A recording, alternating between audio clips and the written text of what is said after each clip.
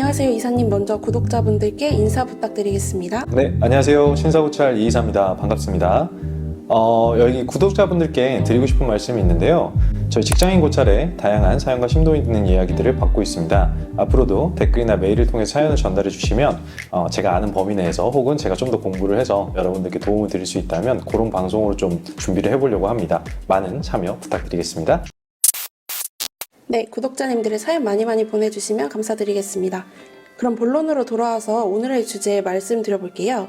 네, 이맘때쯤이면 직장인들이 이제 슬슬 연봉 협상이 생각날 시기이기도 하죠. 그래서 오늘의 주제는 연봉 협상에 관한 내용입니다. 사연 먼저 들려드릴게요. 네. 안녕하세요. 저는 중소기업 전자업계 쪽에서 일하고 있는 직장인입니다. 경력은 4년 정도에 현재 회사에 입사한 지는 1년이 조금 넘었고 경력도 있다 보니 회사에서 대리급으로 일을 하고 있습니다. 어느 날 우연히 같은 회사 동료로부터 들은 소식인데 이달에 직원 2명이 퇴사를 앞두고 있고 다음 달에도 퇴사를 염두하고 있다는 분이 계신다는 겁니다. 회사의 전체 인원이 많지 않은 상태라 업무적인 부담이 점점 생기고 곧 있을 연봉 협상도 어떻게 진행을 해주실지 매우 궁금하기도 합니다. 작년 연봉 협상 때는 상사분께서 제 실적이 나쁜 편이 아닌데 조금 더 노력을 하면 내년에 올려주겠다 라는 답변을 받은 채 5% 인상이 그쳤습니다. 그래서 올해는 무조건 더 인상을 시키고 싶은데 직원들이 아무래도 퇴사를 앞두고 있는 중이라 연봉 협상도 잘 실현될지 고민입니다. 만일 이번에도 5%이거나 그것보다도 저조하면 어떻게 해야 할까요? 라는 사연입니다. 연봉 협상, 그쵸. 모두가 약간 고민하는 그런 순간들인 것 같아요. 어쨌든 연봉 협상에 대한 얘기들을 좀 드려야 될 것 같은데 연봉 협상을 잘하려면 어떻게 해야 될까? 저도 사실 이게 늘 고민이에요. 자, 첫 번째는 본인 자신을 평가해야 된다. 그리고 두 번째, 객관적 자료를 준비를 하면 좋다. 세 번째, 주변 동료를 활용해라. 그리고 네 번째, 평균치를 확보해라. 그리고 다섯 번째, 연봉의 의미를 생각해서 전략을 준비해라. 이렇게 저는 5가지에 맞춰서 이분께 좀 조언을 드리고 싶은데 첫 번째는 본인 자신을 평가하라 라는 얘기입니다. 각 회사마다 인사고과에 대한 그레이드가 있어요. 내가 지금 어디에 위치하고 있는지를 명확하게 좀 파악하실 필요가 있다라고 생각이 들어요. 회사의 인사고과 그레이드는 뭐 아까도 말씀드린 것처럼 다 조금씩은 다를 수 있지만 이 평가에는 보통 정성적 평가와 정량적 평가가 들어갈 겁니다. 정량적 평가는 말 그대로 수치화할 수 있는 평가라고 볼 수가 있을 겁니다. 정량적으로 모든 걸 다 평가할 수는 없거든요. 축구를 봐도 이 사람이 플레이를 하는데 수치화할 수 없는 다른 플레이들이 있다라는 얘기들을 많이 하잖아요. 정성적 평가는 말 그대로 평소에 어떤 근태라든지 그리고 다양한 직장 상사들이 평가하는 혹은 주변 동료들이 평가하는 그런 평가가 될 거고, 자, 여기에 맞춰서 우리가 조금 더 살펴보면 객관적 자료를 준비해라가 제가 두 번째 말씀을 드리는 내용인데 회사는 객관적인 자료를 토대로 이 사람의 인사고과를 먼저 평가할 수밖에 는 없어요. 그렇다면 정리를 한다라는 거는 직장인들의 기본적인 덕목입니다.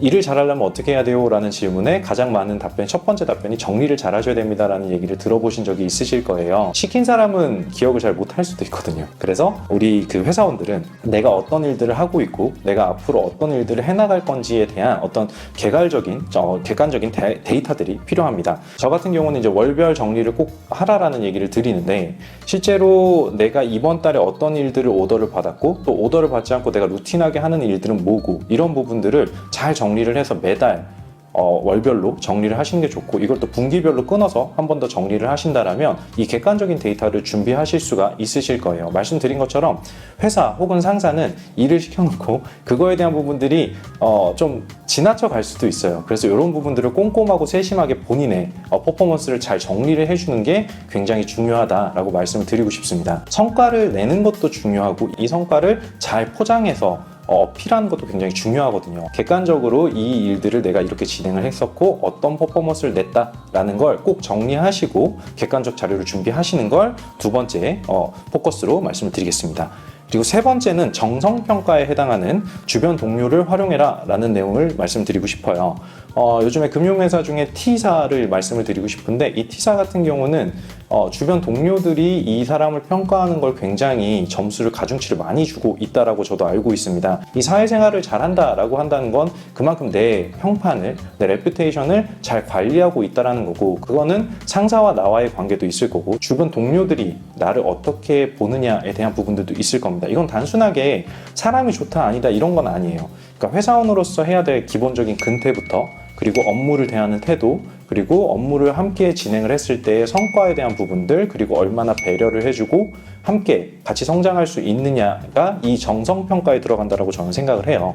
그래서 다시 한번 강조해드리고 싶은 건 직접적으로 평가하는 상사도 물론 중요합니다. 이것이 바로 우리의 사회생활이고, 그리고 옆에 주변 동료들이 나를 어떻게 평가하는지를 수시로 체크를 해보시는 게 중요해요. 그래서 나중에 어떤 인사평가가 됐을 때 분명히 이런 부분들이 반영되기 때문에 이 부분들을 꾸준하게 관리를 해줘야 된다, 사회생활을 해야 된다라고 말씀을 드리고 싶습니다. 그리고 네 번째로 말씀을 드리고 싶은 건 평균치를 확인해라 라는 건데, 이 업계에서 내 직급 수준이면 어느 정도의 평가를 받고 있고 가치가 어느 정도 되는지를 확인을 해야 돼요. 이런 부분들을 요즘에는 잡코리아라든지 그런 여러 가지 인사 플랫폼들이 많다 보니까 여기서 확인해 보면 대충 업계의 평균치가 나옵니다. 내 연봉이 그보다 높은지 낮은지 먼저 체크를 해보시는 게 중요하겠죠. 다음에 내가 연봉 협상을 할 때 어떻게 제시를 할 것인가에 대한 부분들을 확인해 보실 필요가 있다고 생각해요. 저는 그래서 마지노선과 적정선 그리고 상한선 이렇게 구분을 하시는 것들이 필요하다고 생각이 듭니다. 내 연봉이 예를 들어서 4천이에요. 그리고 업계 평균이 뭐 예를 들면 3,800입니다. 저는 지금 4천인데 제가 부족하다고 생각이 듭니다.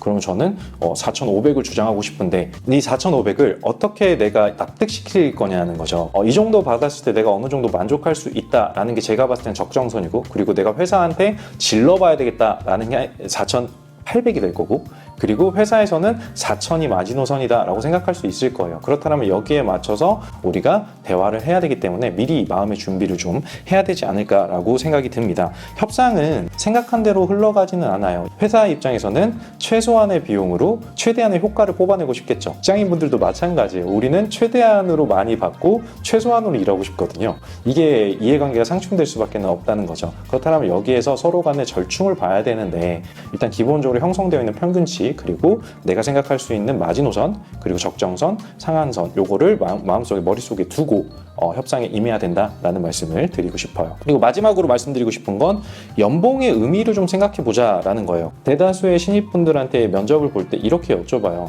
어느 정도를 받으면 나는 이 회사에 열심히 다닐 수 있을지를 한번 생각해 보셨나요? 그럼 대다수의 신입분들이 그런 경험이 없기 때문에 본인한테 불리한 선택을 많이 해요. 마지노선을 선택합니다. 그러면 저는 회사에서 주시는 대로 회사 내규에 따르겠습니다. 이렇게 가죠. 그러면 이제 처음에 입사를 한 즐거움은 있겠지만 나중에 이게 불만이 쌓이기 시작합니다. 자, 연봉이라는 거는 내가 계약을 하는 순간 이때부터 그 1년 동안 다음 연봉 협상을 하기 전까지 그 미래 가치에 회사가 투자를 하는 개념입니다. 이 사람이 이만큼을 일을 해줄 거야 라고 생각을 한다라는 거죠. 그렇다면 내가 지금까지 이렇게 잘해왔잖아요. 그러니까 더 주세요 라는 전략보다는, 저 같은 경우는 이 지금까지 열심히 일을 해온 거를 30% 혹은 40% 정도로 얘기를 할 거고, 앞으로 내가 해야 될 일들, 내가 회사에 기여할 부분들을 한 60에서 70% 정도로 포션을 나눌 것 같습니다. 내가 앞으로 우리 회사를 위해서 이런 일들을 준비할 거고, 이렇게 성장해 나갈 겁니다. 그리고 회사에 이렇게 기여를 할 겁니다.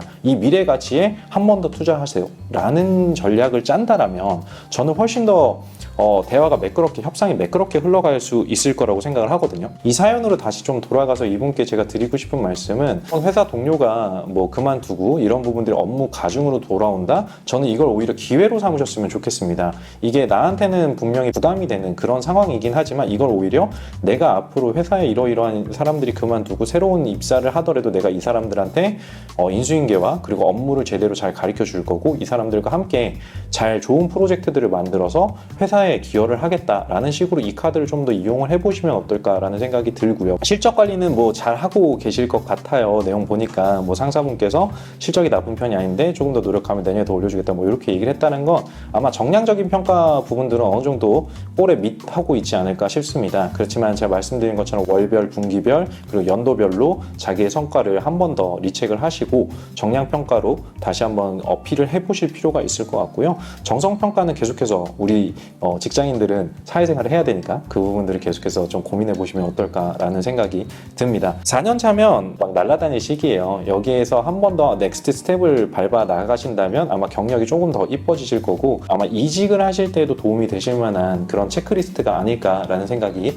듭니다. 2023년도 평균 연봉 인상률이 제가 알기로 아마 직장인들은 한 7에서 10% 정도 인상이 됐으면 좋겠다라고 희망을 하고 있고 실제로 이루어진 건 아마 저희 조피디님이 올려드릴 테지만 아마 5%가 안 됐던 걸로 제가 알고 있어요. 그렇다는 건 그만큼의 갭이 있다라는 거죠. 물가는 계속 오르고 있고 집값은 계속 오르고 있는데 우리 회사원들의 연봉은 잘 안 오릅니다. 참 안타까운 현실인데 현명한 방법으로 잘 타개해 나가셨으면 좋겠습니다. 이 직장인 고찰을 통해서 이런 내용들은 사실 모두가 다 그렇지라고 공감하실 만한 내용일 것 같아요. 그걸 제가 한번 주제 넘게 체크리스트라는 표현을 써가면서 이렇게 말씀을 드렸는데 모쪼록 도움이 되셨으면 좋겠습니다.